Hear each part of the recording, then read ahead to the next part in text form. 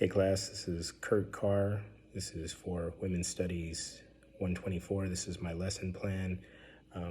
My topic is the American Civil Rights Movement in regards to voting rights as well as military rights for all genders and races. My grade level that I'll be teaching this lesson plan to is a grade level 11. The topic or subject is U.S. history. And the objective for the lesson plan is, having the students fully understand civil rights and voting rights conditions in the United States prior to and after specific milestones for inclusion for minority groups and women.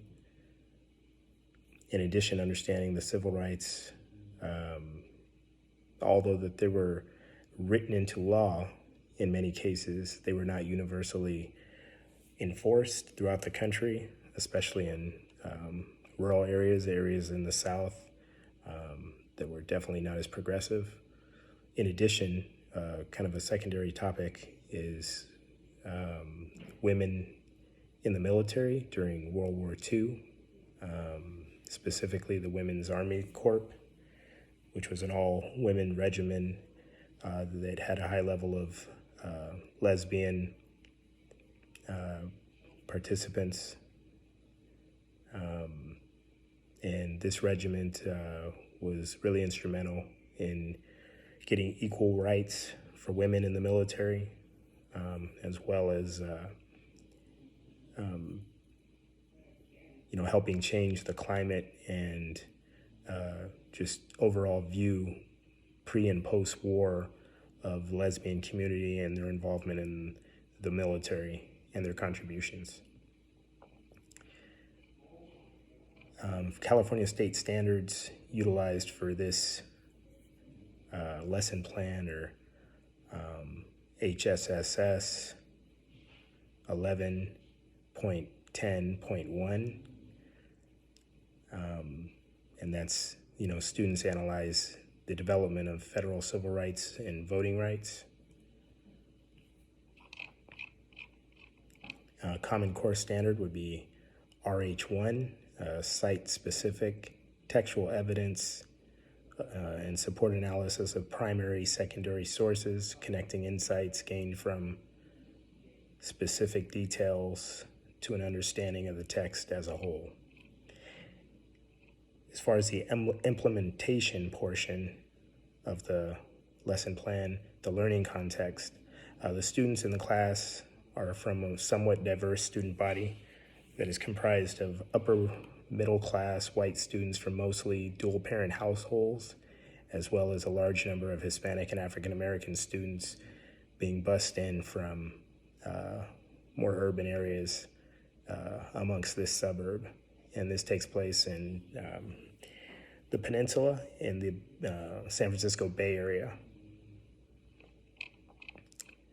Okay, as far as the procedures, the anticipatory set, the students, in order to get the attention of the students and draw them in to the lesson plan, I have selected students to read aloud the president's address, President Roosevelt's address, where he banned social discrimination in the defense industries in 1941. Okay, during the direct instruction portion, I would begin the direct instruction portion of the lesson plan with a PowerPoint presentation that briefly recaps the state of civil rights and voting rights prior to where the lesson picks up in the 1940s. Would also detail some milestones reached in the civil rights and voting rights attained during this time frame, including President Roosevelt's ban on discrimination in the defense industry, as well as President Truman's ending of segregation in the armed forces. That would play directly into my discussion of the Women's Army Corps and the instrumental figures that championed that to come into fruition, including President Roosevelt signing that bill in 1943. In addition, we would discuss the high numbers of lesbian members of the Women's Army Corps and their contributions, and also the way that they changed the narrative and some of the preconceived notions of lesbians at the time, both pre-war and post-war, and their abilities to contribute at a same level, and in a lot of ways at a higher level than their male counterparts. In addition, they were able to achieve equal rights throughout the Army Corps, the Women's Army Corps, similar to the rights in regards to their male counterparts. During the guided practice portion of the lesson plan, I would break the students into small groups with specific roles. The groups will be based on gender and race specific groups, both majority, minority. We would also include, obviously the women's groups and lesbians groups that are part of the Women's Corps. And with my guidance, the students would act out roles in regards to the civil rights, voting rights. Also would do some light role playing in regards to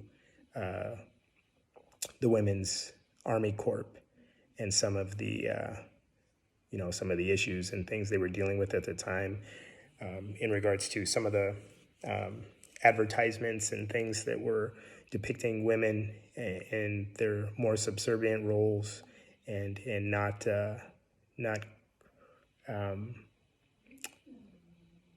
basically showing that they could do some of the same items of work and things needed in the Army, just as well as some of their male counterparts. And we try to show some of that propaganda and how it was disproved in a lot of ways by the Women's Corps.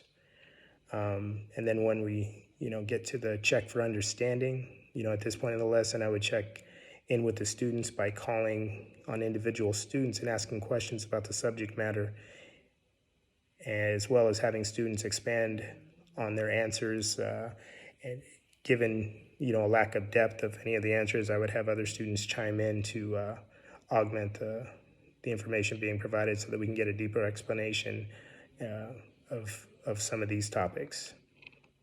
During the independent practice portion of the lesson, I would, again, have the students get into groups and answer some questions I developed with a focus on how gender and race played a key role in some of the civil rights movements in regards to the military, as well as just overall voting rights. Students would have to make some comparisons to present times and give some examples and similarities and differences in the time period, in the 1940s compared to now, and some of the improvements and advancements. Some of the present time inclusion of LGBTQ community would be discussed, and how it is similar to that of previous civil rights movements. In closing, during this portion of the lesson, the students would have to give some opinions on if they feel the civil and voting rights movements are successful or need improvements. I would ask each group to give a current example of necessary improvements of the state of civil rights and voting rights as it relates to some of the real-time topics in regards to the LGBTQ community.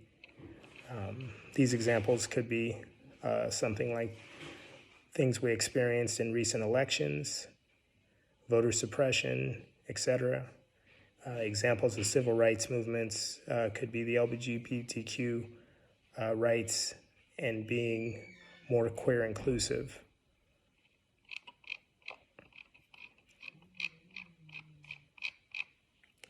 Okay, then I would have my list of materials as well. I would need the students to all have access to laptops or tablets with internet in the classroom. Would also have a brief PowerPoint outlining all of the topics I need to touch on. Obviously, voting rights, civil rights as a whole, civil rights as in regards to the military and the Women's Army Corps, and how expand upon that of individuals that were instrumental in that coming into fruition, as well as President Roosevelt's role in signing that bill as well in 1943. In addition, we would have some excerpts from a book about the Women's Army Corps written by Judith Bellafair as part of my materials list. Now I'll get into the questions.